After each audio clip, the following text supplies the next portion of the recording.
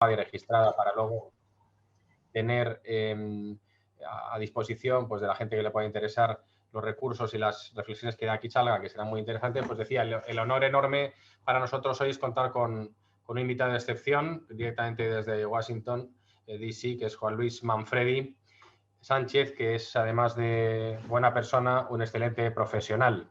Juan Luis Manfredi, el profesor Manfredi, es el vigente catedrático del Príncipe de Asturias de la Universidad de Georgetown en Washington, y es para nosotros un enorme placer pues, contar con su presencia hoy aquí. A Juan Luis, a quien ahora mismo le daremos la palabra, porque realmente quien debe mantener el tono de este encuentro digital es él, por muchísimos motivos. Pues Juan Luis, como os decía, es un profesional pues con una trayectoria muy importante dentro del mundo académico en España, y que además, pues desde hace unos meses, insisto, disfruta de esa beca, de esa cátedra Príncipe de Asturias en Georgetown. Juan Luis es también profesor titular de la Universidad de Castilla-La Mancha, donde imparte las asignaturas de Periodismo y Relaciones Internacionales, y además es docente en la Facultad de Comunicación y Ciencias Jurídicas y Sociales. Es muchísimas más cosas. Es presidente o académico del Observatorio de la Formación del Sector Público en el campus de ESA de Madrid, dirige los programas de gobernanza y liderazgo ESADEGOV, es autor de numerosos artículos, de numerosos libros y publicaciones sobre relaciones internacionales, periodismo, diplomacia económica, diplomacia corporativa, diplomacia de ciudades, etcétera, etcétera, y bueno, y muchas más cosas que supongo que él, con su habitual modestia, pues dejará también encima de la mesa. Para nosotros, insisto, es un honor, Juan Luis, tenerte aquí en esta charla que hemos querido llamar hoy de alguna manera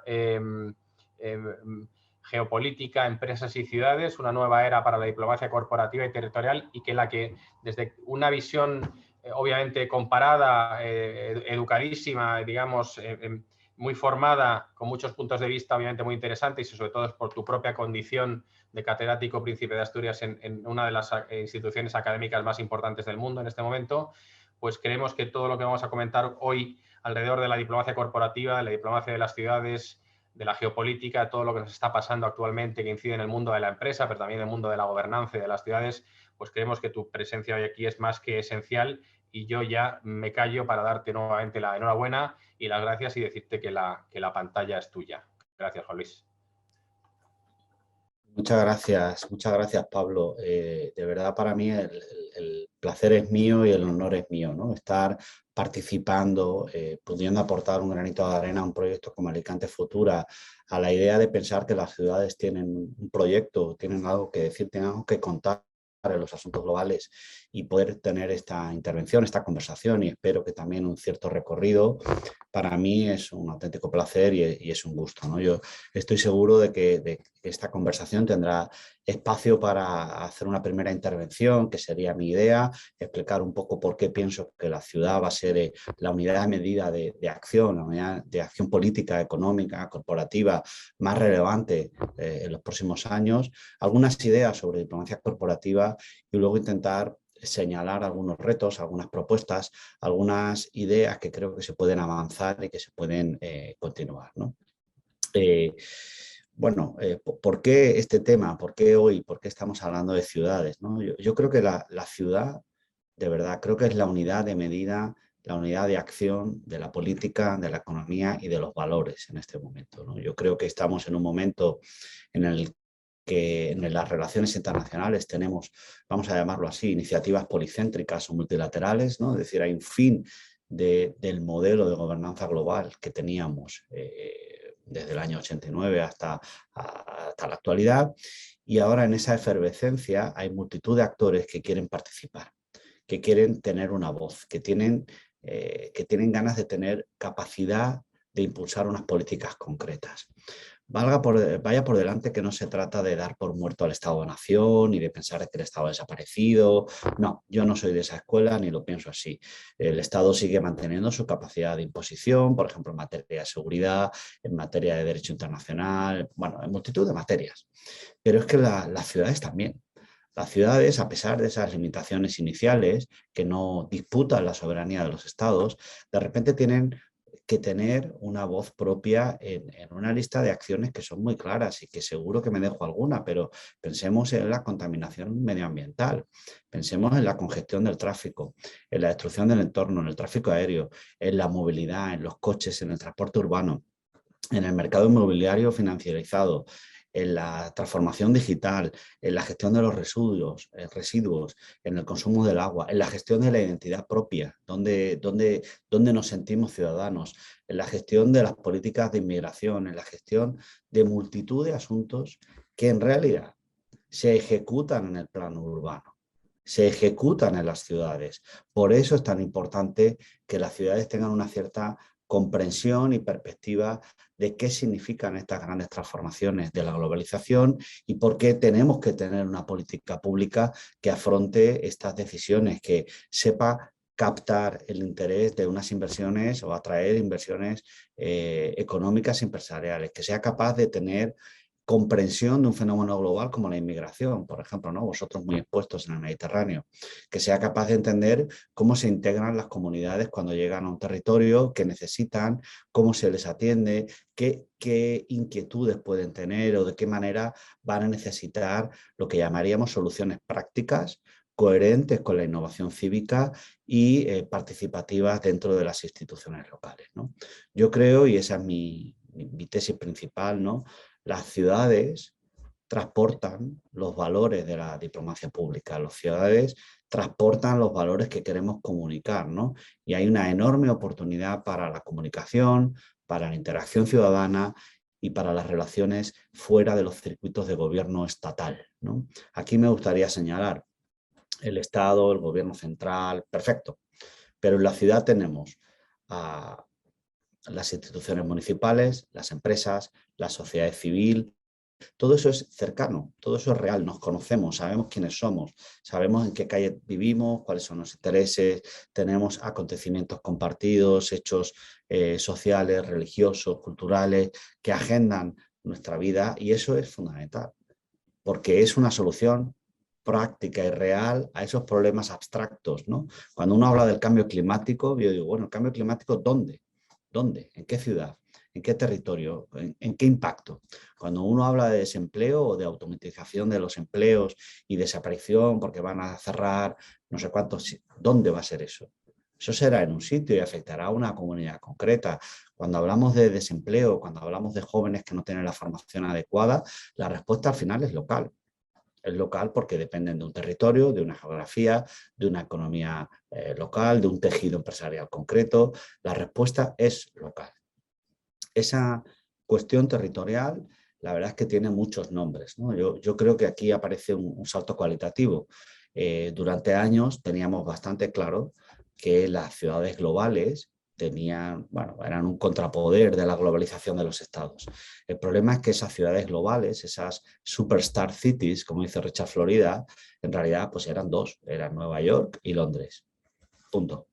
Quizás alguien podría añadir alguna más, o alguien puede pensar que, pues no lo sé, Singapur, Shanghai, Dubái, podían decir algo. Perfecto. La revolución que tenemos en este minuto es que todas las ciudades van a tener una necesidad de tener un proyecto político global. Van a tener la necesidad de dar respuesta a todo esto que hemos mencionado, sea cambio climático, sea gestión de residuos, sea gestión de comunidades, sea gestión de inversiones, sea relaciones público-privadas, gestión de infraestructuras. Por eso decimos que hay un momento de diplomacia urbana en el momento en que hay una demanda social para atender estos cambios, cuando hay un proyecto político y cuando hay pues un interés por participar en los asuntos internacionales. El salto cualitativo, aquí yo mencionaría, Pablo, es que no tienes que ser Nueva York o Londres para tener una diplomacia urbana. En realidad, lo único que necesitas es un proyecto. Eso te permite atender a las cuestiones globales, te permite tener una voz en las instituciones europeas, te permite participar en las redes de ciudades, te permite enganchar en el one-to-one con otra ciudad para hacer un proyecto conjunto, te permite conectarte en espacios públicos o privados donde se está decidiendo cómo se van a financiar las infraestructuras, es decir, te permite estar en otros sitios. Y por completar esta primera parte, permíteme añadir que para eso en mi territorio la relevancia simbólica. Las ciudades necesitan tener un relato, una narrativa, necesitan tener símbolos a los que los ciudadanos nos sintamos partícipes y sintamos que esa ciudad es la nuestra, ¿no? Aquí hay muchas etiquetas, ¿no? Las podemos discutir en otro momento. Las ciudades santuario, las ciudades de la resistencia, como les llamaría yo, las ciudades verdes, las ciudades sin violencia de género, las ciudades digitales, tienen multitud de nombres. Cada uno tiene que identificar cuáles son sus atributos, cuál es su capital simbólico y cómo se puede abrazar a esto. Otra segunda idea fuerza, ¿no? La primera sería el capital simbólico, es la replicabilidad de las propuestas. Esto es muy importante. Cada ciudad puede copiar las mejores prácticas de su entorno y traerlas a su territorio. Esto es muy importante, porque cuando yo comparo España con Argentina, Italia con Holanda o Estados Unidos con México, al final eso es un abstracto muy complejo, ¿no? Pero cuando yo hablo de dar soluciones para la ciudad de Alicante, lo que tengo que hacer es copiar o mirar a mi alrededor ciudades de mi tamaño, ciudades de mi situación geográfica, ¿no? Expuesta al Mediterráneo, ciudades con mi tejido industrial. Oye, ¿qué están haciendo para resolver estos problemas? Oye, yo lo puedo traer. Y además, en la medida en que no estamos compitiendo por recursos, podemos impulsar políticas cooperativas. Podemos tejer redes de acción para, por ejemplo, un tema que a mí me interesa, cómo gestionar los datos de los ciudadanos, los datos digitales. Bueno, pues esto da igual que tu ciudad tenga 50.000 habitantes que 1,5 millones. Tu relación con el municipio a través de los autobuses que utilizas y la tarjeta para viajar, tus gestiones con el ayuntamiento, todo esto tiene un rastro y una huella digital, bueno, pues que hay que proteger, que a lo mejor hay que vender, que a lo mejor hay que no vender, a lo mejor hay que poner en abierto. Bueno, pues vamos a ver quién está haciendo cosas interesantes y vamos a copiar esa buena práctica, copiar o compartir, ¿no? Riesgo. Primer riesgo de la diplomacia urbana. Primero, que sea un asunto solo de Nueva York y Londres, por tanto estamos desorientados. Y segundo riesgo, que sean un subproducto, ¿no? Que queramos copiar. No voy a copiar lo que hacen en Nueva York y Londres, ¿no? Que son las ciudades Alpha Plus Plus o las ciudades Alpha Plus como Hong Kong, Tokio, Shanghai. No hay que copiar, hay que ver cuál es mi proyecto político, cómo puedo aportar valor al ciudadano, cómo puedo atraer inversión, ayudas europeas, proyectos, iniciativas, cómo puedo hacer que eso encaje con mi proyecto político y simbólico. Si yo me voy a dedicar a copiar lo que han hecho otros, pues seguramente estaremos cometiendo un error. Pensemos, o lo apuntamos ahí, Pablo, para luego, el mal aquel del efecto Guggenheim, ¿no? De repente todos queremos tener el mayor museo cultural. Bueno, pues a lo mejor no hace falta copiar esa iniciativa de Bilbao porque esa ya existe y funciona muy bien, y lo que tenemos que pensar es otra, de otra manera, territorial, geográfica, funcional, para otro público. Bueno, pues pensemos en esto. Sí.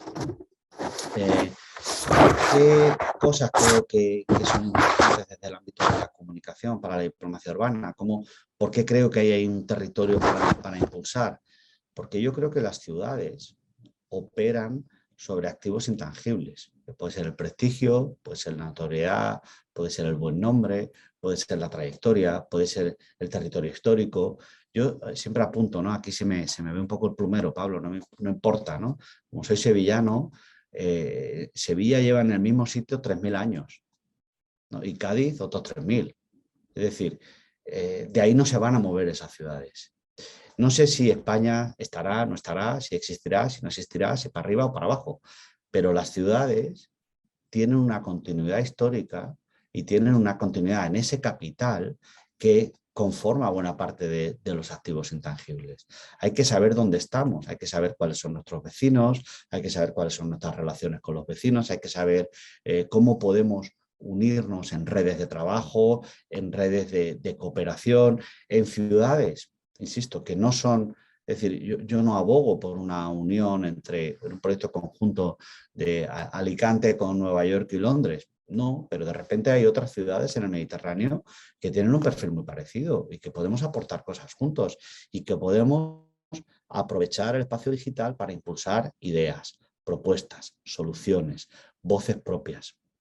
Aquí hay un punto polémico, Pablo, yo no lo oculto, y es que cuando saltamos del Estado a la ciudad, las instituciones intermedias se ponen un poco nerviosas. Que, bueno, ¿y qué pasa con nosotros? ¿Y cómo vas a hacer una iniciativa entre Comunidad Valenciana y Alicante sin contar, perdón, y Andalucía sin contar con los gobiernos regionales? ¿Esto cómo va? Bueno, esto reconozco que hay un punto ahí que tenemos que trabajar, evidentemente, ¿no? Pero lo que no debemos de olvidar es que con legitimidad o sin ella, con marco legal o sin marco legal, la ciudad participa en los asuntos internacionales y aspira a tener una voz. Yo le llamaría una voz diplomática, pero desde luego una voz en las políticas internacionales, ¿no? Yo creo que ese es un fenómeno que va a crecer y creo que es un fenómeno donde la voz del alcalde va a ser muy relevante. El alcalde al final es una persona con fuerte presencia, que tiene acceso directo a los ciudadanos, que tiene habitualmente gestión de redes sociales, que puede proyectar su acción más allá del municipio, que muchas veces tiene mucha legitimidad en otras instituciones, precisamente porque gobierna un territorio, es decir, porque está dando soluciones prácticas y políticas públicas reales a personas del entorno, y ese fenómeno afecta al tipo de liderazgo que estamos viendo. Ojo, no hagamos transiciones tan rápidas. Hemos visto el batacazo de Anne Hidalgo, alcaldesa de París, con todas las mayorías del mundo, y apenas ha sacado un 2%, ¿no? Es decir, pero sí que observo que estos alcaldes pueden ser voces legítimas, y quizás me voy un minuto solo a la teoría política y a la filosofía política más bien, Pablo, para mencionar que esos alcaldes nos pueden dar alegrías en la reconducción de la democracia, en la recuperación de la confianza en las instituciones, bueno, en esta vuelta al liberalismo después de unos años salvajes que estamos viendo en multitud de territorios, ¿no? Déjame completar esta intervención inicial, llevo unos 22 minutos, Pablo, con una mención expresa a la iniciativa privada. Yo creo que las ciudades es donde mejor entendemos la diplomacia corporativa, porque necesitamos el empuje de la iniciativa privada para la transformación urbana. ¿Por qué? Porque en realidad necesitamos una diplomacia que sea multilateral, que permita la incorporación de más actores, de más voces, de más problemáticas. Algunos dirían que eso se llama co-crear, ¿no? Es decir, que no es que yo tenga una definición de un problema y ahora vaya al mercado a buscar una solución, sino que la empresa participa en la definición del problema y participa en las inquietudes que tiene y en las preocupaciones y en cómo voy a financiar esto, y esto quién lo va a pagar y cómo se va a financiar esto en el largo plazo, cómo voy a integrarme yo como empresa en el ecosistema. Porque si el ecosistema no funciona, la empresa no funciona. Y esta parte es más, esta parte de diplomacia corporativa, pues tiene más de visión estratégica, de visión de largo plazo. No se trata de ir a ocupar un territorio, hacer unas viviendas y salir corriendo. Bueno, pues eso está bien y seguro que ha ido maravilloso, pero en realidad lo que tenemos que buscar son soluciones de medio plazo. Que la gente que vive en la ciudad tenga un empleo digno, que la gente que vive en la ciudad sea partícipe del proceso de gestión urbana, que tenga espacio para la iniciativa social ciudadana, que tenga, bueno, relaciones abiertas, ¿no? Que sea una forma de cruzar o de impulsar un proyecto conjunto, porque al final, y concluyo con esta idea en esta primera intervención, si te parece, Pablo, la ciudad es el sitio en el que vamos a vivir. No sé si vamos a vivir en los estados, pero en la ciudad vamos a vivir. Por eso necesitamos soluciones que sean prácticas, que sean cercanas, que sean reales, que sean menos ideologizadas. Esto es muy importante. En las ciudades observamos, y esto lo hemos visto a lo largo de la historia, que los alcaldes y sus equipos pues son mucho más transversales que las soluciones estatales, donde al final prima más la ideología que una solución de política pública, ¿no? En la ciudad necesitamos respuestas. Necesito necesito saber si mi calle se abre o no se abre, si se va a abrir un colegio o no se va a abrir un colegio, si los permisos para la iniciativa privada son más rápidos o menos rápidos, si las infraestructuras tienen un apoyo sólido local y van a servir para atraer, no solo para llevar, ¿no? Que esto es un error habitual. Es decir, todas estas soluciones son reales, son cercanas, son prácticas. Por tanto, yo creo que podemos empezar por ahí, Pablo, y pensar cómo transformamos esa idea abstracta de las ciudades, la diplomacia urbana, la geopolítica, en soluciones, en pensar en indicadores de éxito, en indicadores de gestión, en darle forma al proyecto político. Si te parece, Pablo, paramos aquí un segundo, bebo agua y continuamos la conversación. Gracias.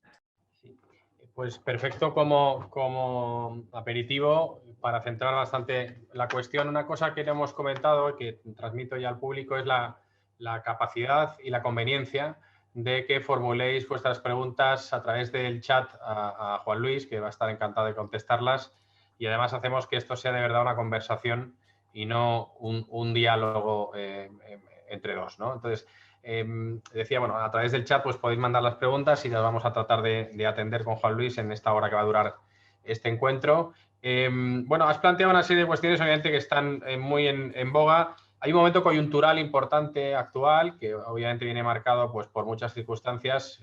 Yo no sé si cada episodio es peor que el anterior, ¿no? De lo que estamos viendo un poco en relación con lo que está pasando en el mundo, ¿no? En este proceso, en fin, en el caso de la guerra de Ucrania obviamente está por verificarse también cuál es la actitud de las ciudades, si quieres, o si hay una forma específica urbana o territorial urbana de responder a una situación como esta. Yo creo que en el caso de la acogida de los refugiados, que en el caso, por ejemplo, de Alicante, la ciudad de Alicante es uno de los 3 centros en España que está acogiendo a los refugiados ucranianos de manera específica. Decía, en el caso también de la pandemia, pues ha habido posiblemente la pandemia ha sido una trituradora de liderazgos desde muchos puntos de vista y, en fin, hay gente que se ha dejado muchos pelos en la gatera en este proceso, pero es verdad que posiblemente el poder territorial y funcional más cercano al ciudadano, que haya sido de las ciudades, en su caso alguna comunidad autónoma, pues haya ganado incluso desde el punto de vista del liderazgo y el rédito político, si quieres, y en términos de liderazgo, peso específico. ¿Crees tú que en este momento es un momento real, digamos, de oportunidad para las ciudades, entendiendo lo gris que está todo alrededor y, en su caso, hacia dónde apunta un poco ese liderazgo urbano o esa consolidación de ese liderazgo urbano que parece que es mucho más ágil en algunas cosas, en capacidad de dar respuestas ante situaciones muy concretas, ¿no? Muy bien, Pablo, muchas gracias. Mira, esta semana pasaba por aquí, por Georgetown, el alcalde de Varsovia, ¿vale? Para que hablamos de la guerra de Ucrania, pues vamos a hablar del impacto real que tiene la salida de alrededor de 5 millones de ucranianos, que supone, para poner en contexto, si estos ucranianos en el exilio fueran un país, sería el 12º país de la Unión Europea, ¿vale? Por tamaño. O sea, es más grande que 12 socios actuales por tamaño, ¿vale? Es decir, no estamos hablando de una pequeña inmigración. En el peor momento de la crisis de los refugiados, en 2015, estábamos hablando de 200.000 personas huyendo de Siria por el Mediterráneo hacia Turquía, Grecia, Hungría, lo que fuera, ¿no? Solo en Varsovia hay 300.000 personas, solo en Varsovia. Es decir, estamos hablando de que esta enésima crisis en realidad va a poner contra las cuerdas a buena parte de las ciudades, porque permíteme volver al argumento inicial. La gente que huye de Ucrania no huye a sitios, huye a sitios concretos, que son ciudades, que tienen nombres, que tienen infraestructuras o que no las tienen, que tienen colegios para esos niños o que no los tienen, que tienen necesidades de salud pública o no las tienen.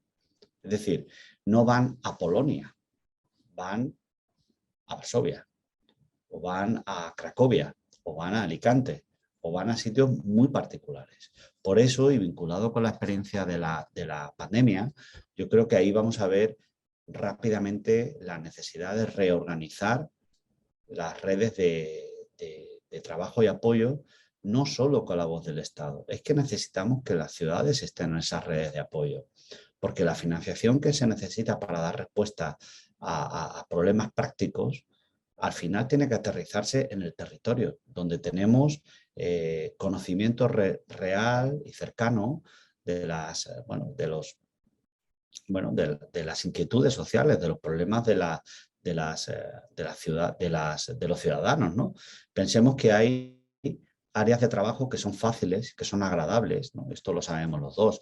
Trabajar en eventos y trabajar en cultura, pues siempre es agradable, ¿no? Montar un festival de cine, hacer un encuentro con unos escritores, todo esto es agradable, ¿no? Pero luego hay otros temas donde necesitamos pues un avance político concreto, ¿no? El tema de cambio climático es muy evidente. Las respuestas van a ser locales. Un impacto directo para mitigar el cambio climático en las ciudades tiene que ver con el transporte. El transporte no lo va a decidir un Consejo de Ministros. El transporte tiene que adecuarse a las necesidades de Alicante. Tiene que adecuarse a cómo son los flujos de entrada y salida de personas, cuáles son las calles más complicadas, dónde está la polución. Y para eso necesitamos transportes públicos, necesitamos autobuses, redes, tranvías, lo que sea, ¿no? Y esto son respuestas locales. Para eso, cerrando este círculo, necesitamos financiación directa. No necesitamos intermediarios que vayan pensando por nosotros cómo vamos a repartir los fondos que vienen o de qué manera que vienen.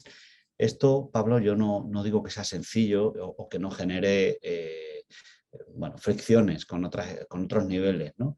Pero la subsidiariedad acaba en la ciudad. Acaba en la ciudad y los problemas que necesitamos resolver, que son muy serios, perdón, necesitan una respuesta local. Yo en esto lo tengo como muy atado, ¿no? Digámoslo así, ¿no? Pensemos en la gestión de residuos, que también es otro de los problemas más importantes, o la gestión, tú mencionabas las migraciones en todas las ciudades del sur global, que se llaman, ¿no? Hay un problema muy severo de, llámalo como quieras, favelas, llámalo segundas ciudades fuera de la gran ciudad, shadow cities, le llama algún autor. Esto no va a parar, no va a parar. Entonces, por eso necesitamos respuestas. Por eso necesitamos intentar dar una respuesta que sea concreta, que sea cercana, que sea práctica y que tenga indicadores y también que tenga retorno. ¿Por qué no decirlo, Pablo? ¿No? Tú has mencionado trituradora de liderazgos. A mí no me extraña. Es decir, porque la solución es directa y el contacto con el lector es directo. No es mediado, no es ideologizado, es directo. O sea, tu alcalde trabaja, le gusta, el resultado de su trabajo o no. Y tú lo ves directo ahí, ¿no? Yo creo que ahí habría que poner el acento, por supuesto, en las políticas sociales, pero también en las políticas económicas, ¿no? Cerrábamos eso antes con la idea de la diplomacia corporativa, la iniciativa privada. Yo creo que un indicador de éxito es la capacidad para atraer talento, para atraer iniciativas, para atraer inversiones, para atraer empresas, ¿no? Eso es, porque detrás de esto, de este capital económico financiero, viene el capital social, viene el capital educativo, viene también eso que se llama la igualdad relacional, que gusta mucho, que viene a significar cuando tenemos mejores empresas, tenemos mejores empleos, tenemos mejores relaciones, tenemos una ciudad mejor. Tenemos una ciudad mejor que permite además que todos tengamos mejor acceso a otros servicios que de otra manera van a quedar ubicados en las ciudades alfa, insisto, Nueva York, Londres, París, Beijing. Bueno, pues si queremos tener mejores servicios, pienso en culturales, pero pienso también en sanitarios, necesitamos atraer esa inversión privada, sin ninguna duda. Por seguir con con la línea un poco más generalista para luego aterrizar en cuestiones que obviamente nos tocan muy de cerca a todos aquí en Alicante, en el territorio nuestro y por supuesto a los proyectos que estamos también tratando de impulsar desde la ciudad, ¿no? Decía, un tema que has tocado también, que yo creo que es esencial en todo esto para definir un poco las reglas del juego, porque claro, en muchos casos es muy complicado jugar contra un contrincante dopado. Es decir, obviamente la desventaja es evidente y al final el gol en la red, por seguir con la metáfora que casi es una alegoría, termina, digamos, imponiéndose y el resultado es lo que cuenta, ¿no? Prefiero exactamente, pues has empezado hablando, has citado el tema de los fondos europeos, pues si quieres, es un epifenómeno, una consecuencia posiblemente de muchas cosas que hay detrás. La escasa capacidad propositiva que han tenido las ciudades, los municipios, el municipalismo, tal y como se conoce en España, para, digamos, incorporar propuestas de inversiones específicas o necesarias relacionadas con el tejido productivo, con el tejido social, con el tejido cultural, con los proyectos, si quieres llamarlos, de ciudad. Por un lado, digamos, lo que demuestra un cierto salto, un cierto gap entre la narrativa y las políticas públicas europeas y esta integración de las regiones y las ciudades, etcétera, etcétera, y la realidad del paño, por un lado.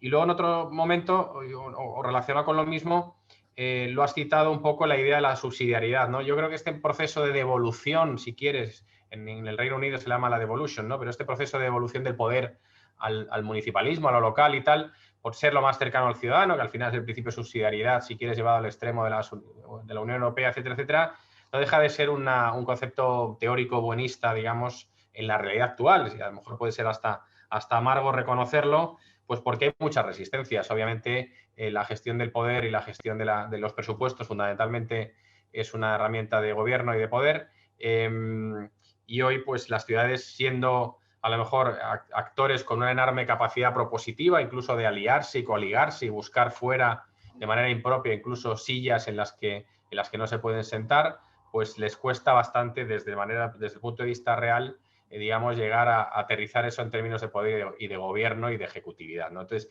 ¿qué te parece tú, desde tu opinión, desde la perspectiva comparada, tú crees que esto tiene un recorrido en el ámbito de la Unión Europea y pensando en España, pensando en los territorios de los que estamos hablando, ¿esto tiene una evolución natural o vamos a seguir asistiendo a este escenario de ciudades un poco como convidadas de piedra, de temas urbanos, pero que realmente no nacen desde lo urbano, ¿no? Esta es muy buena idea, Pablo. La cuestión es la siguiente. Yo creo que en el ámbito de los fondos europeos, aquí quiero ser prudente. Creo que ha habido una gestión de expectativas demasiado alta y gestionar un fondo europeo y unas inversiones no es fácil, no es fácil. En mi experiencia profesional, las recomendaciones que hemos compartido a quien las ha pedido, tenía que ver con esto que tú conoces, que es tejer redes. O sea, es muy difícil para un municipio por sí solo gestionar y ejecutar los fondos europeos, porque al final necesitas una red, un territorio conectado que te permita transformar tu territorio, ¿no? Y eso a veces no concuerda con lo que teníamos en la cabeza de un territorio regional y luego un territorio estatal y luego un territorio en europea, sino que a lo mejor tu ciudad tiene más en común con otra ciudad cercana, pero que está en otro país, o a lo mejor está en otra comunidad autónoma, o a lo mejor está en otra latitud, y precisamente, que quizás esto es algo que debemos explorar, podéis trabajar juntos precisamente porque vamos hacia un capitalismo de las ideas, hacia un capitalismo de la innovación, hacia un capitalismo digital, si me lo permites, ¿no? Donde no necesitas tener continuidad territorial para poder trabajar juntos. Es decir, es que a lo mejor en tu ciudad hacemos el diseño, en la mía hacemos la fábrica y en la de enfrente hacemos la postventa, ¿no? Y en esa coordinación, pues cada una de esas tres ciudades está creando valor, ¿no? En el ámbito de los fondos europeos, yo creo que ha faltado esa capacidad de pensar fuera de los marcos normativos ya pensados o ya priorísticos, ¿no? O esa capacidad real de tener poder ejecutivo dentro de poder ejecutivo, más bien, si me permite, potencia de fuego dentro de los ayuntamientos, ¿no? Poder tener personas pensando en el largo plazo, poder tener personas redactando proyectos, y voy a subrayar esto 3 veces, dado que además es mi trabajo, redactar proyectos sabiendo que a lo mejor no se ganan. Cuidado, ¿vale? Hay proyectos que a lo mejor no se ganan y que eso hay que tomarlo como inversión y no como un fracaso. Hay que tomarlo como, bueno, pues aquí está faltando un aprendizaje, me falta más inversión privada, necesito territorializar esos ODS tan abstractos, los necesito llevar a mi ciudad de Alicante o a mi ciudad de Málaga o a mi ciudad de donde fuera, para poder convertir lo general, lo abstracto, en algo muy concreto, ¿no? Yo añadiría un aspecto más, Pablo. Los fondos tienen que impulsar o subrayar, o como quieras llamar a esto, una cierta especialización. Yo no quiero que las ciudades sean microestados otra vez. Esto no tiene sentido. Es decir, la subsidiariedad no consiste en volver a repetir lo que ya hace el gobierno autonómico para que luego además lo haga el gobierno estatal, para que luego además vayamos a la Unión Europea. Y esa especialización, si me lo permites esto, Pablo, empieza por una mirada al espejo, ¿no? Es decir, ¿dónde somos fuertes? ¿Qué podemos aportar? ¿Cuáles son nuestros activos? ¿Cuáles son nuestras debilidades? ¿No? Es decir, los activos intangibles tienen que ver con la percepción del país, con el capital simbólico, con el capital social, pero necesitamos activos tangibles. Necesitamos transformación económica, necesitamos infraestructura, necesitamos colegios para atraer todas esas inversiones de empresas extranjeras, con muchísimos extranjeros, ¿vale? ¿A qué colegios van a ir? ¿Hay colegios para ellos? ¿Hay hueco? Quiero decir, literalmente, ¿hay hueco para ellos o no? ¿Hay extraescolares para estas familias que vienen? Es decir, todos esos problemas que son de segundo, de tercer, de cuarto nivel, en realidad es lo que hacen tomar una decisión final sobre la calidad de vida de una ciudad, que eso me puede animar a invertir en una frente a otra, me puede animar a evaluar cuáles son las conexiones con la universidad, ¿no? Si yo estoy en un capitalismo digital y de la innovación, quiero tener un acceso más cercano, más directo al I+D, quiero tener un acceso cómodo a las relaciones de investigación, ¿no? Estoy pensando no solo en Europa, ¿no? Permíteme que me lo lleve aquí a mi territorio. Hay 2 ciudades donde podemos mirar para pensar en esas buenas prácticas, ¿no? Abajo en el sur, en Texas, pienso en Austin, ¿no? Una ciudad de innovación, una ciudad de industrias culturales, una ciudad abierta, una ciudad muy tolerante, ¿no? Todos esos intangibles son muy importantes, más estando en Texas, ¿vale? Es un sitio donde los extranjeros sí quieren estar, donde están cómodos, donde tienen cines, donde ven las películas europeas que les gusta ver, donde tienen colegios pensados para la internacionalización que viene y cuando llegan a mitad de curso, es decir, donde tienen toda una dotación de servicios que sí dependen del ayuntamiento, que sí dependen del ayuntamiento. El segundo ejemplo que me viene a la cabeza es la ciudad de Pittsburgh, ¿no? La ciudad de la revolución industrial, convertida hoy en el centro más relevante de medicina y investigación biomédica, probablemente de todos Estados Unidos, probablemente. Bueno, podríamos discutirlo, pero bueno, en todo caso una ciudad de alrededor de 1 millón de habitantes, no mucho más, donde su universidad es el corazón económico y ha conseguido impulsar toda una línea de trabajo biomédica que ha conseguido traer a las tecnológicas y que ha conseguido, Pablo, que esto no lo hemos hablado todavía, seducir a las empresas contándoles lo que nadie nos quiere contar nunca, ¿no? El elefante en la habitación. Oiga, es que vivir en París y en Nueva York es que es muy caro. Es que las oficinas son muy caras. Es que el metro cuadrado es muy caro. Es que para ser competitivo necesitas no solo tener un buen producto y ser capaz de lanzarte al mercado global, sino que también que tus gastos fijos no estén disparados. Si vivir y montar unas oficinas en una ciudad grande, si te lleva un 10% del presupuesto anual, bueno, pues eso va contra la cuenta de resultados. Eso va contra la cuenta de resultados, porque además tienes que pagar mejores salarios, porque si no, es imposible. Es imposible atraer talento con un salario de ciudad de segundo rango, ¿no? Second tier, y llevar ese salario a Nueva York, Londres, Singapur, pues directamente es que no es posible. Por tanto, hablemos también de calidad de vida, hablemos de coste de la vida, hablemos de la comodidad de poder vivir en un entorno cercano a esas grandes ciudades con una buena conectividad, con buenas infraestructuras, con buenos transportes, y eso nos va a hacer muy competitivos, muy competitivos. Y eso ya está pasando. Ya vemos movimientos de inversión que van abandonando Londres, por ejemplo, mencionabas tú, para irse a Liverpool, para irse a Manchester.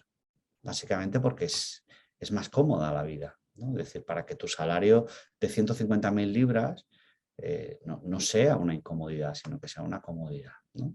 En Francia lo vemos en Burdeos, por ejemplo. En Dinamarca lo vemos en Aarhus. Es decir, hay muchas ciudades que están proponiendo proyectos de inversión, de ese capitalismo del que hablamos, no del capitalismo de factoría, que tiene otras cualidades, sino del capitalismo digital, del capitalismo de producción intelectual, de los intangibles, de la gestión de bases de datos, de la gestión, de la creación de valor a través de análisis de redes. Bueno, pues todo eso se puede hacer en cualquier punto del mundo y eso es precisamente la ventaja o la oportunidad de Second Tier. En esa línea, bueno, el minuto de marketing, ¿no? Territorial, si queréis, ¿no? Como sabes, hemos preparado un poco también, obviamente, la discusión, la conversación de hoy, pues desde el Ayuntamiento de Alicante, desde hace unos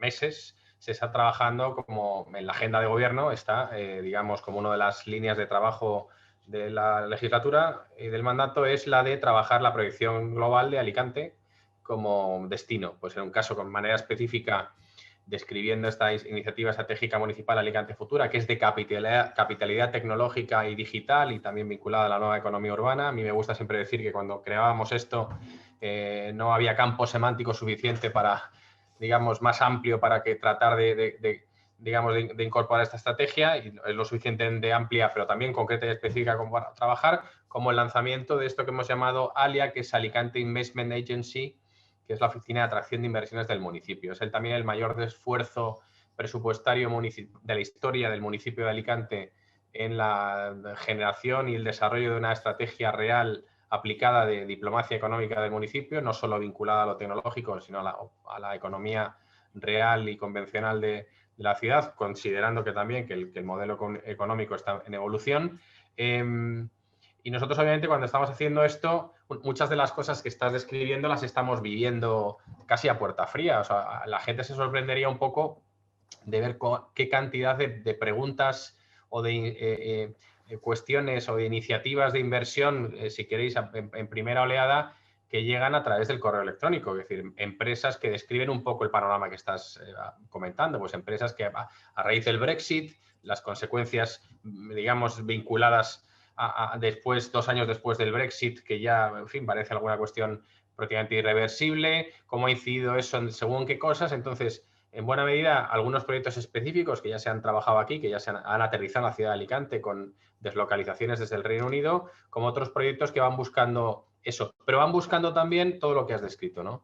Por eso decía, a veces es complicado plantear una estrategia que no se te quede la ropa corta cuando no tienes suelo industrial, por ejemplo, suelo industrial terciario en condiciones para ofrecer, para implantar físicamente una factoría, un headquarters o lo que sea, ¿no? Entonces, esos son trabajos que obviamente el discurso elevado, además aquí yo creo que es una idea que se trata también de tratar de elevar el nivel, yo creo el nivel de la conversación, el nivel de la imagen de la ciudad, el nivel de la proyección y por supuesto el nivel de las empresas y de todo lo que van a encontrar aquí y del capital humano, ¿no? Pues decía, cuando haces esto, es verdad que luego tienes muchos problemas en el día a día, pues porque las cosas no, o sea, la burocracia también, y no solo, de alguna manera ralentiza este modelo. Yo no sé si en Estados Unidos, capitalismo a ultranza, obviamente el modelo urbano es otro, las ciudades son otras, has descrito casos muy virtuosos y tal, y esa ciudad que tienes detrás, y Boston, etcétera, etcétera, son ciudades pues, con un urbanismo muy estimable.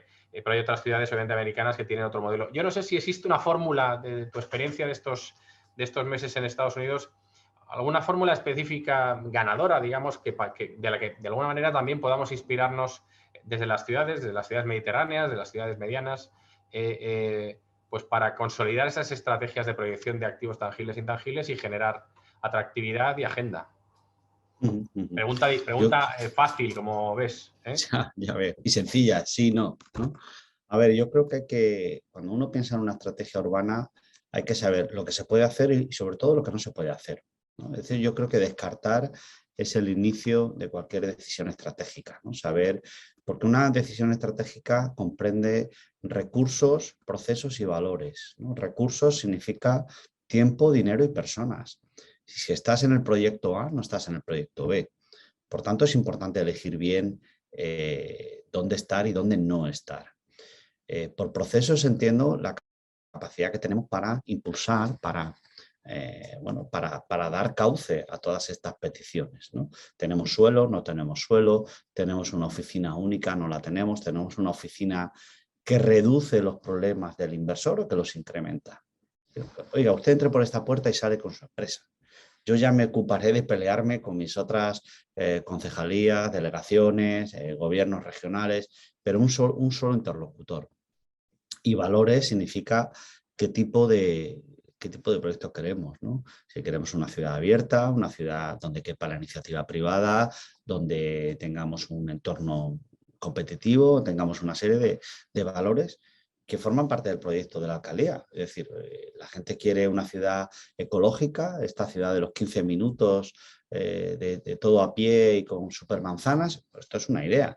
O quieres una ciudad orientada a campus universitarios urbanos, vale, perfecto, esa es otra idea. Es decir, a mí todo me parece bien, pero es difícil tener muchas ideas al mismo tiempo, ¿no? Por tanto, la elección de un tema, la elección de capitalismo digital, innovación, etcétera, ya es un acierto, ¿no? Algunos indicadores que yo podría sugerir de trabajo o de reflexión, pues serían, por ejemplo, la capacidad que tenemos para atraer no solo turistas, es decir, a Alicante no le vamos a hablar de turismo, claro, no me fastidies, sino cuántos se quedan. ¿Cuántos se quedan y cuánto tiempo? ¿Cuánto dejan de ser turistas para ser ciudadanos en tránsito o algo parecido, que tienen una sede de su empresa, que estudian en Alicante, no que estudian un curso de Erasmus, sino que se instalan en la ciudad y quieren hacer carrera, ¿no? Otro indicador importante es las conectividades, ¿no? Es decir, no solo el tren, sino también el avión. ¿Qué capacidad tenemos? ¿Cómo? ¿De qué manera? Porque ahí vamos a tener, vamos a tener impactos concretos, por ejemplo, en la capacidad para atraer ese turismo MICE, ¿no? De meetings, de events, de incentivos. Bueno, pues esto es un indicador. Otro puede ser la capacidad que tenemos para globalizar nuestras instituciones locales y políticas, ¿no? Es decir, tenemos cámaras de comercio activas, tenemos comunidades de negocios fuertes, tenemos buena representación de la diversidad de la ciudad. Bueno, todo ese, si me lo permitís, city networking, también hay que trabajarlo, ¿no? Hay que trabajarlo. En el mundo que viene, Pablo, otra de las claves va a ser la conexión con las diásporas. Ya no estamos hablando de unos poquitos que vienen, sino que vienen muchos.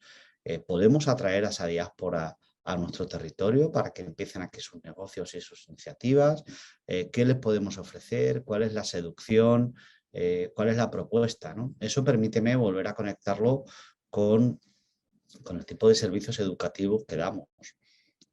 Están abiertos, son de alta calidad, son interesantes, etcétera, ¿no? Y por último, yo creo que la red empieza por dos, ¿no? ¿Esto qué significa? Que para hacer una buena red de ciudades, lo primero que tenemos que encontrar es un socio que nos permita compartir intereses sectoriales, funcionales, que nos permita a lo mejor ir juntos a esos proyectos europeos porque no tenemos la capacidad por separado, pero sí podemos ir juntos, que nos permita conectar determinadas demandas sociales y nos permita impulsar una agenda global y nos permita, también, por qué no decirlo, hacer lobby, ¿no? Es decir, pongamos sobre la mesa que estas son nuestras necesidades y que son las mías, son las de Alicante, son las de Málaga, son las de Burdeos, son las de Liverpool, son las de Aarhus y son las de Nápoles. Queremos que se nos escuche, queremos que la Unión Europea nos tenga más, preste más atención, si me lo permites, ¿no? Así que esa sería un poco la vía por la que yo empezaría a trabajar, ¿no? Si me lo permites. Ahí retomando un poco, que parece que hasta nos lo hayamos preparado, ¿verdad? Retomando un poco la conversación, nosotros venimos trabajando desde hace meses también en una cosa que hemos dado en llamar la Diagonal Sur, que es un proyecto que lo que hace es conectar institucionalmente, pero también pensando en la colaboración público-privada y también en los ecosistemas privados, las capitales del Mediterráneo sur español en un vector dinámico que empieza o termina en Málaga y acaba en Alicante y viceversa, ¿no? Con lo que hay en medio, que obviamente pues, estamos pensando fundamentalmente en capitales portuarias, ¿no? Que pues, estamos hablando de Cartagena, estamos hablando de Almería, estamos hablando de Málaga. Por aquello de que también comparten pues muchos diagnósticos de problemas y situaciones reales, muchas maneras de enfrentarlo, si quieres alguna manera específica de abordar determinadas cuestiones y desde luego muchas intangibles de los que has descrito que son desde luego que se incorporan luego al proceso de toma de decisiones, pero también a la manera y a la visión, esa cosmovisión que muchas veces también se impone sobre las tomas de decisiones públicas, ¿no? Entonces, ahora mismo, por ejemplo, ese es un proyecto que estamos trabajando y que obviamente pues esperemos que dé sus frutos en los próximos meses. Se tiene que trabajar también de manera discreta, pues porque ya vendrá el momento de los anuncios y tal. Hablábamos de fondos, hablabas de lobby, hablabas de visión. Yo creo y comparto contigo que esa capacidad de las ciudades de marcar la agenda, de una agenda general, digamos, una agenda urbana que aterrice, una agenda global que aterrice en lo urbano, que eso es la diplomacia urbana a grandes rasgos, pero además de marcar hitos dentro de esa agenda urbana que sean específicamente compartidos por un territorio que va más allá del puro límite y la frontera municipal, creo que es muy interesante. Existen experiencias de éxito de coordinación de políticas públicas y de reivindicación, no solo de infraestructuras, no solo de un corredor mediterráneo, que por supuesto que también, sino de otro tipo de cuestiones y que se preste una mirada especial a estos territorios de la Diagonal Sur. Yo creo que es un campo interesante. A Sevilla no llegamos, pues porque todavía es puerto fluvial y lo ha sido además muy importante, pero nos queda un poco lejos de la manija. Y no sé qué te parece, digamos, este tipo de experiencias en los que además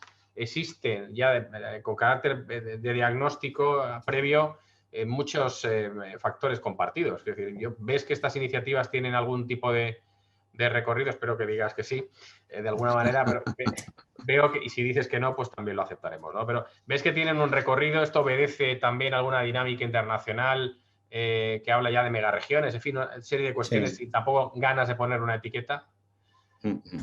A ver, yo creo que este es un buen debate, ¿no, Pablo? Que es la cooperación o competencia, ¿no? ¿Cómo hacemos para competir y para cooperar al mismo tiempo, ¿no? Y esto nos lleva otra vez a pensar que muchas de las soluciones de política pública que tenemos siempre en la cartera responden a un patrón estatocéntrico, ¿no? Es decir, el Estado decide cómo se organiza internamente y esta es la organización que hay que hacer y se acabó. Eso en el mundo actual, en el mundo de estos problemas que hemos mencionado, de capitalismo digital, de problemas de gestión de residuos, de problemas de agua, de vivienda, estos problemas han superado ese patrón, ¿no? El problema epistemológico, si me lo permites, es que a menudo queremos aportar soluciones volviendo al patrón estatocéntrico. Y yo creo que eso hay que ir abandonándolo, ¿no? Es decir, estas iniciativas de Diagonal Sur y otras parecidas responden más a la dinámica, responden más a la situación actual, responden más a la necesidad de conectar territorios y personas con soluciones. No es una construcción teórica, ¿no? Sino que lo que tenemos es que intentar encontrar espacios donde podamos elevar la política pública, donde podamos promover mejores soluciones, donde también, vamos a decirlo así, ¿no? Value for money, ¿no? Donde devolvamos al ciudadano mejores rendimientos de lo que estamos haciendo, ¿no? Y esto no va contra el Estado, no va contra nadie, no va contra nadie, va a favor de construir una acción coordinada global, a favor de intentar encontrar espacios donde podamos compartir soluciones, bueno, yo creo que creo que es importante, creo que es relevante para las ciudades en perfiles parecidos, donde ya no hace falta ser Nueva York para poder intentar participar en los asuntos globales y que la voz sea escuchada. Mi experiencia es que la voz diplomática se escucha mejor con la fuerza de la representación. Alicante, Málaga, Almería, Cartagena, he anotado aquí, bueno, hacen un peso, tanto económico como político, como demográfico. Bueno, pues ya no es una idea aislada, sino es la voz de varios alcaldes y varias alcaldías promoviendo, oye, tenemos que hablar de esto, tenemos que hablar de la economía digital, tenemos que hablar del corredor, tenemos que hablar de muchas cosas.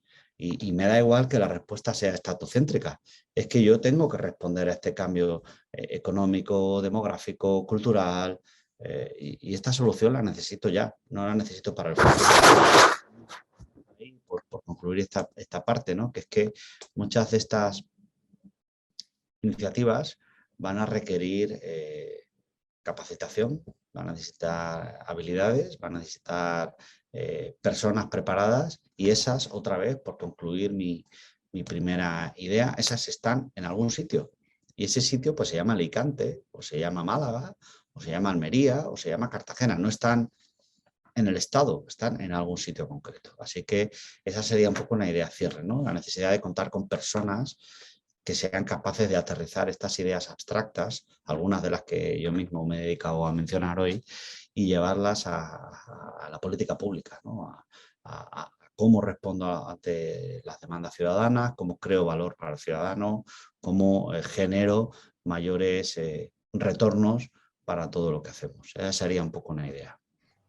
Pues mira, para ir concluyendo este ciclo, digamos, esta parte de reflexión y dedicar unos últimos minutos a otro de los temas que tocas habitualmente en tus publicaciones y en tus reflexiones, y que viene un poco al hilo de lo que vas comentando, ¿no? Hay una parte que es obviamente la pública, la institucional, generar condiciones de entorno, desarrollar políticas públicas, incorporar una visión política y de gobierno, incorporar presupuesto, incorporar personas, talento desde lo público y tal. Pero obviamente el mercado lo crea el sector privado y, en fin, y lo público pues puede como mucho entorpecerlo, agilizarlo o sacudirlo, ¿no? Entonces, la idea de ecosistemas preparados para atraer inversión o para ser atractivos, para ser relevantes, etcétera, etcétera, pasan también porque el sector privado incorpore una serie de habilidades, incorpore nuevas cualidades también que a lo mejor no estaban en el portfolio de las cualidades y de las habilidades de los directivos de las empresas o los consejeros de las empresas, en los líderes y tal. Tú hablas bastante de las nuevas habilidades directivas condicionadas por los escenarios que estamos viviendo, ¿no? Me gustaría saber, también pensando, en fin, que al final esto ha de aterrizar también en un ecosistema como el nuestro, con sus particularidades, obviamente esas las conocemos nosotros. ¿Qué se está pidiendo hoy desde la atalaya de la Universidad de Georgetown y desde los Estados Unidos, que van siempre en vanguardia muchas veces en estos temas? ¿Qué se está pidiendo hoy a los nuevos directivos? ¿Qué nuevas habilidades? ¿Qué nueva comprensión del entorno? ¿Por dónde van los tiros en este sentido? ¿Y cómo podemos aprovecharlo desde el mundo de la empresa también, ¿no? Perfecto. Pues sí, esta es muy buena reflexión final o complementaria para llevar lo privado a la iniciativa pública, ¿no? Para ver cómo podemos sumar, ¿no? Yo creo que la diplomacia no es más que el desarrollo instrumental de la estrategia de la empresa, ¿no? En su relación con los poderes públicos y privados, y necesita generar confianza, necesita incrementar la reputación y necesita gestionar la influencia, que ahora es política y social. Y social. Me gusta subrayar esto, Pablo. Hablamos de los ESG, ¿no? De Environmental, Social and Governance. De medio ambiente ya casi nadie discute, pero lo social y lo de buen gobierno aún queda mucho por desarrollar, ¿no? Permíteme pensar por qué o cómo veo yo un directivo privado implicado en nuestros asuntos de desarrollo territorial y urbano, de diplomacia privada, de alianza público-privada. Bueno, yo creo que hay que pensar de forma quizás cruel, ¿no? Y en estos momentos de guerra aún más cruel. Bueno, ¿qué mundo queremos? ¿Queremos el mundo de la guerra el mundo estatocéntrico del capitalismo chino. Queremos los populismos. Los populismos suelen llevar, desde el punto de vista económico, a proteccionismo, a cierre de fronteras, a barreras artificiales al comercio, a problemas para el extranjero, o queremos sociedades abiertas, desarrolladas, que tengan iniciativa pública y privada. Bueno, ¿qué mundo queremos? Porque la empresa puede apostar por cualquiera de estos modelos, ¿eh? Puede participar en ellos o no participar. Yo creo que lo más rentable es participar en una sociedad abierta, una sociedad donde haya respeto por las libertades, donde haya derechos fundamentales, y eso es también responsabilidad de la empresa. ¿Qué 3 o 4 ideas le pediría yo a un diplomático corporativo? Primero, que piense en el largo plazo. El largo plazo significa que el desarrollo territorial de una ciudad, de Alicante, por ejemplo, va a redundar en mejores condiciones de vida, que va a mejorar va a impulsar o a subrayar mejores retornos de dinero, de inversión. ¿Cuánto cuesta la inversión? ¿Cuánto me cuesta el retorno? Si me voy a una ciudad donde hay inestabilidad política, bueno, ¿esto cómo se mide? Y si deciden expropiar la fábrica, ¿qué hacemos? Y si deciden cortar el acceso al gas, ¿qué hacemos? ¿No? Es decir, por eso creo que la actividad política corporativa tiene que pensar en el largo plazo, tiene que pensar en cómo puedo anticiparme a los riesgos que vienen, cómo puedo mitigar y reducir esos riesgos y cómo puedo contribuir al crecimiento. Hay muchos elefantes en la habitación, ¿no? Volviendo a esa expresión tan divertida. Bueno, pues hay que pagar buenos salarios, hay que ser solidarios desde el punto de vista fiscal, bueno, hay que atender a las necesidades sociales y escuchar a la gente que pide, que reclama y por qué y de qué manera, ¿no? Hay que intentar meter a los stakeholders en el proceso de decisión y no intentar, que es lo que hemos estudiado nosotros, ¿verdad? El lobby como una herramienta reactiva, ¿no? Decir, bueno, parece que el gobierno va a legislar aquí y allá, vamos a impulsar el lobby por acá, a ver si es posible que esto no nos perjudique tanto. Bueno, en mi opinión, por dar una idea muy directa, Pablo, si tienes que hacer lobby es que ya vas tarde, ya vas tarde. Es que no has pensado antes cuáles serán los posibles riesgos. Es que no te has dado cuenta de que había un problema bueno, pues con el entorno, porque no lo has manejado, porque no estabas allí, o porque solo has mirado la cuenta de resultados y te ha olvidado mirar los riesgos no financieros, bueno, no market, ¿no? Bueno, esto es lo que yo le pediría a un directivo hoy, ¿no? Tener una visión que saliera de la hoja de cálculo. Que no me diga que 2 más 2 son 4. Bueno, esto es verdad siempre y cuando se respete el Estado de Derecho, no haya una revolución, no haya proteccionismo, no haya un gobierno populista que endemonie al extranjero. Bueno, pues es que eso también tiene que estar en el plan de negocios y eso obliga a la empresa a tener, bueno, pues ciertas respuestas políticas a problemas que son políticos, cosa que esto sí es novedoso. Vamos a terminar, si te parece, con 2 preguntas que tenemos de la audiencia y que comparto contigo a ver cómo las planteamos. Una, Javier nos pregunta, bueno, dice que eres como una especie de embajador sin embajada de España en Washington.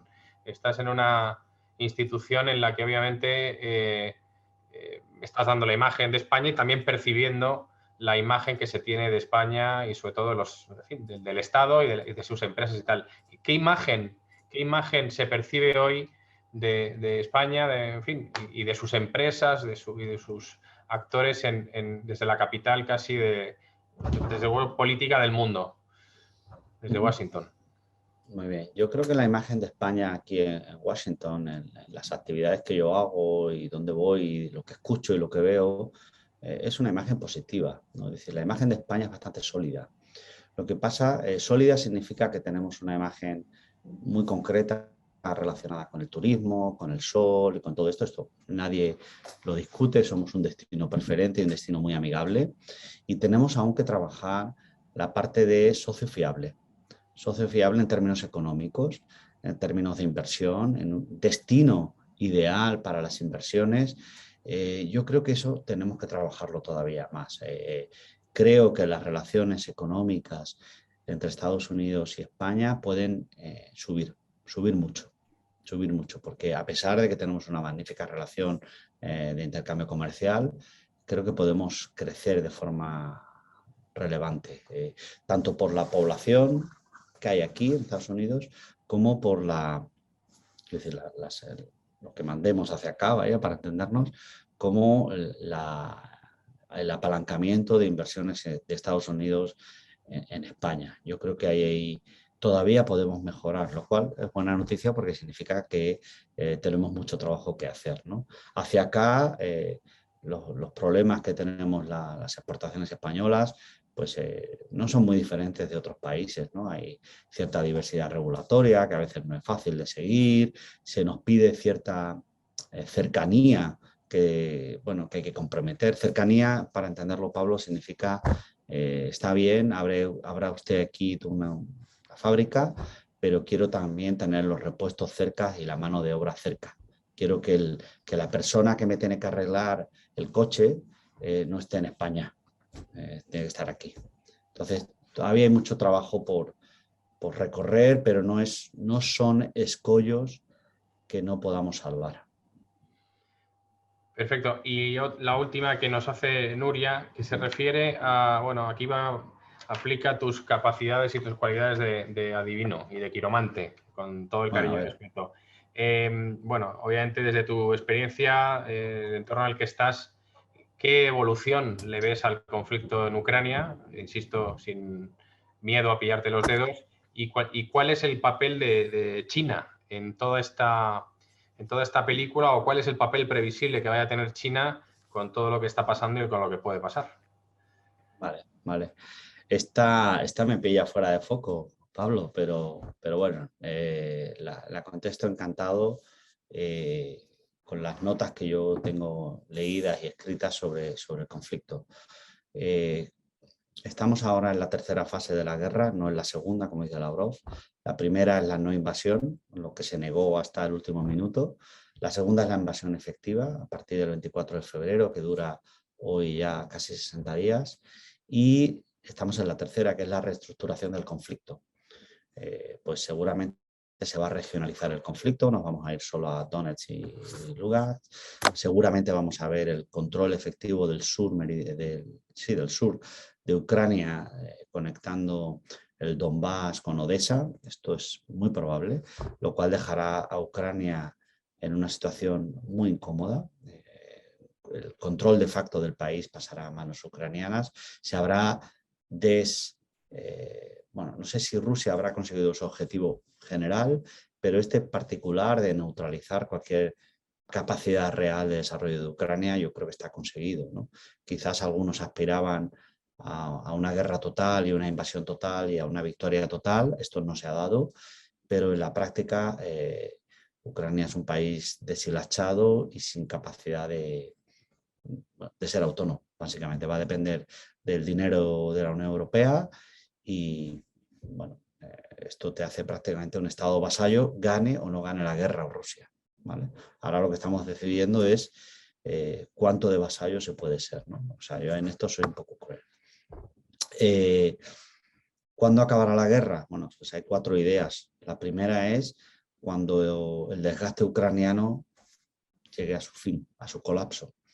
El desgaste ucraniano tiene que ver con las armas que tienen, tiene que ver con la población, tiene que ver con la capacidad de mantener una guerra, tiene que ver con las ayudas económicas, y esto es un escenario previsible. Ucrania es un país muy grande en términos de población y territorio parecido a España, y el desgaste pues lo va a acusar. No sé cuándo, no tengo la futurología, pero lo va a acusar. El segundo elemento es lo que yo llamo el aburrimiento de la Unión Europea. La Unión Europea no puede estar prometiendo de forma indefinida cosas que no va a cumplir. Entonces, o las vamos a cumplir o no, pero no podemos dejarlo estar. No podemos hacer un procedimiento express para incorporar a Ucrania y luego no cumplirlo. Y si no lo vamos a cumplir, pasa a la lista de espera con Albania, con Serbia y con Macedonia del Norte. Bueno, entonces eso pasa ahí, ¿no?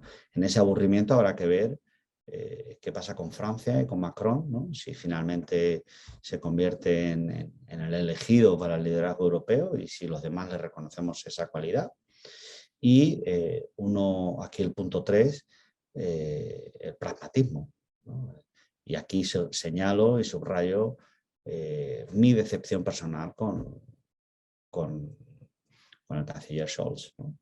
De momento, esa revolución que prometió el 24 de febrero, 27, perdón, no se ha dado, ¿no? Es decir, Alemania está templando los ánimos y es parte muy relevante en el final del conflicto, ¿no? En este minuto, las lecturas que se hacen son muy crueles con Scholz, ¿no? Que está contemporizando para ver si el conflicto se acaba, ¿no? Y bueno, yo creo que esa expresión tan alemana, ¿no? del país reluctante, ¿no? El país que no quiere ser, es que tiene que ser líder y la estamos esperando y la necesitamos, ¿no?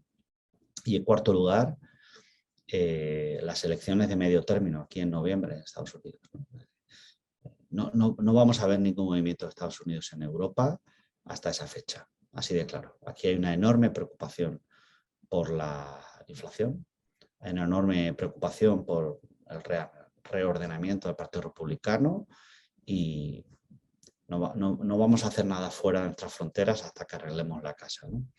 Por último, China. China tiene una respuesta más compleja, ¿no? Porque realmente no sabemos muy bien lo que aspira. Lo que sí sabemos es lo que no quiere ser China. China no quiere ser un paria. Quiere ser un actor con prestigio, quiere tener hegemonía tipo Estados Unidos años 90 a través de finanzas, de infraestructuras, de valores. Bueno, quiere reputación, ¿no? Y para eso tiene que pensar cómo se relaciona con Rusia. China, la economía rusa, energías y agricultura, representa solo un 2% de las importaciones chinas, es decir, es un mercado muy poco importante. Y en cambio, Rusia sí que depende de China, sí que depende para exportación de multitud de cosas, no especialmente energía, pero multitud de artefactos tecnológicos, semiconductores, todo esto, minerales, etcétera, con un alrededor de un 17%. O sea, es un mercado muy importante. China, escenario A, China se hace cargo de Rusia y se carga a la espalda una economía envejecida y en guerra. Bueno, no tiene ningún incentivo para hacerlo. El único incentivo que tiene es aprovechar la debilidad de su vecino para tenerlo para siempre vinculado. Bien sea porque esto ya ha sucedido, porque las inversiones chinas han ido a las rebajas rusas y han comprado empresas y infraestructuras y han comprado de todo, ¿no? Y porque puedan financiar a través de reservas por otro lado y el yuan digital y cosas que no tenemos muy claras. Y opción B es que China aproveche la debilidad rusa para apalancar su capacidad de influencia en el mundo global, ¿no? Y le diga en esto que llaman el Rush Toshi, el juego largo. Bueno, pues le diga a Estados Unidos, yo soy quien va a poner paz ahí, pero a cambio quiero estas condiciones. Y quiero protección en el estrecho de Malaca y quiero que salgas del Asia-Pacífico y quiero que AUKUS, Quad y todas estas cosas no vayan a ningún sitio y quiero que me dejes tranquilo en mi zona de confort, ¿no? Entonces, bueno, esto es lo que hay. Esto así, no sé si he sido muy rápido o muy lento, pero más o menos estas serían las pinceladas. Pues han sido muy concretas y muy prácticas y desde luego muy aprovechables. Vamos a tratar de ceñirnos a la palabra dada y es, en fin, extender esto hasta aquí. En el sentido de que, bueno, llevamos 80 minutos prácticamente de encuentro, esto da para muchísimo más, aquí estamos encantados de la vida, el público permanece conectado, pero es verdad que la vida continúa, sobre todo en Washington y aquí en Alicante también. Y no tenemos más que, bueno, pues que recuperar otra vez ese agradecimiento, Juan Luis, pues por la charla magistral que nos has dado, muy aterrizada en el terreno, en el día a día, acercándote también a la realidad de un territorio como el nuestro y de unas políticas públicas, iniciativas como las que estamos desarrollando. Y luego también esa visión más completa, más geopolítica, más de estrategia, que yo creo que también es interesantísima y que además animo a toda la audiencia a que te siga en redes sociales, en fin, en las múltiples manifestaciones que tienes, que ya están compartiendo ahora mismo en directo para la audiencia. Ahí tenéis toda la... En fin, si queréis saber quién es de verdad Juan Luis Manfredi, tenéis que seguirlo en estas redes y, por supuesto, yo también adquiriría alguno de sus libros y publicaciones porque son realmente muy interesantes. Insisto, muchísimas gracias, Juan Luis. Creo que ha sido una ocasión excelente, hemos aprendido mucho. Desde Alicante Futura pues sabremos hacerte llegar algún tipo de recordatorio de este encuentro. Desde luego esto va a estar también, en fin, publicitado el vídeo, el encuentro en los canales habituales, entiendo, aparte en el de Alicante Futura, pues en YouTube, etcétera, etcétera, a disposición de la gente, yo creo que vale la pena. Y desearte, pues eso, bueno, te quedan 3 años, ¿no? 2 años y medio, me parece, en Washington, pues que los disfrutes y que te traigas lo mejor y que sigas haciendo de embajador en Washington, prácticamente después de José Andrés, el español más relevante en Washington. Seguro, seguro. Hoy por hoy, ¿no? Muy bien. Pues muchísimas gracias, Pablo. Muchísimas gracias a todos, a Alicante Futura. Y encantado de repetir esta conversación dentro de un año y vemos lo que hemos aprendido, hacia dónde vamos y cuáles son las oportunidades. Así que, de verdad, a vuestra disposición, en el correo, donde queráis. Yo suelo responder, pero soy un poquito lento, pero respondo siempre. Muchas gracias. Pues nada, muchísimas gracias. Y a los demás, a la audiencia, pues indicaros también que la agenda de Alicante Futura pues continúa semanalmente con muchísimas actividades, mucha incidencia en cuestiones que interesan a todo el mundo, pero además este Focus Shooter, este encuentro de visión futura que trata un poco de incorporar esa reflexión excelente, continúa el próximo mes de mayo con 2 encuentros que ya anuncio y que además os animo a consultar en la web de alicantefutura.org. El primero es el encuentro con el director de innovación de ESADE, con Esteban Miral, al que vamos a tener en Alicante presentando pues, unas reflexiones sobre ciudad y tecnología en un debate y conversación pues, también muy interesante el día 24 de mayo. Y el día 26 de mayo, además, vamos a tener la primicia mundial, no, pero sí nacional, de poder presentar en Alicante el resultado de un estudio sobre la compra pública innovadora como catalizadora de los ecosistemas GovTech o GovTech, de tecnología y gobierno, en coordinación con CAF, con el Banco Latinoamericano de Desarrollo, que está trabajando de manera muy importante esto, y vamos a tener un evento bastante importante al que os animo a que os suméis, os incorporéis. Estos también serán real, o sea, en presencial y en formato híbrido, con lo que también tendremos ocasión de compartir. Y nada, pues lo dicho, muchísimas gracias a todos. Es miércoles 27 de abril, son las 6 de la tarde, casi hora española, y aquí termina este encuentro Focus Future, Visión Futura de Alicante Futura. Muchísimas gracias a todos. Chao. Chao, Juan Luis. Chao, chao, gracias. Chao.